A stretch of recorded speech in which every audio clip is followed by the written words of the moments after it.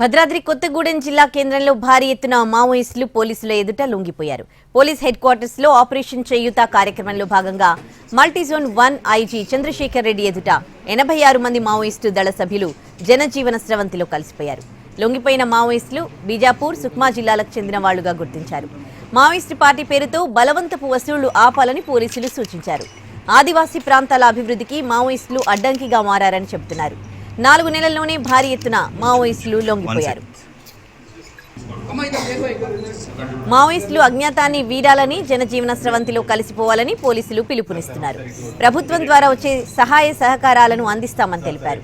లొంగిపోయిన మావోయిస్టుల్లో 20 మంది మహిళలు కాగా 66 మంది పురుషులున్నారు. 4 నెలల్లో జిల్లా వ్యాప్తంగా 66 మంది మావోయిస్టులు అరెస్టు కాగా మొత్తం 203 మంది లొంగిపోయారు. లొంగిపోయిన ప్రతి మావోయిస్టుకు 25,000 రూపాయల చెక్ను అందజేశారు ఐజీ.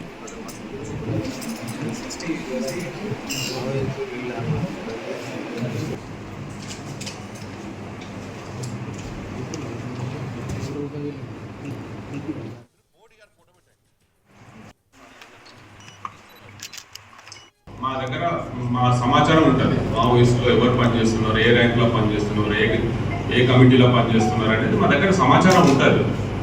వచ్చిన తర్వాత మేము చూసుకుంటాం అన్నట్టు. ఆ సమాచారం ప్రకారం వాళ్ళు ఉన్నారా లేదా. ఇప్పుడు అందులో లేని అతను వచ్చింది అనుకోండి, అతను మేము రివార్డ్ ఎందుకు ఇస్తాం? ఇయ్యం కదా.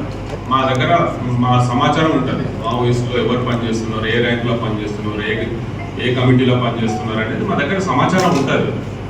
వచ్చిన తర్వాత మేము చూసుకుంటాం అన్నట్టు. ఆ సమాచారం ప్రకారం వాళ్ళు ఉన్నారా లేదా. ఇప్పుడు అందులో లేని అతను వచ్చింది అనుకోండి, అతను మేము రివార్డ్ ఎందుకు ఇస్తాం? ఇయ్యం కదా. మా దగ్గర మా సమాచారం ఉంటుంది. మావోయిస్టులో ఎవరు పనిచేస్తున్నారు.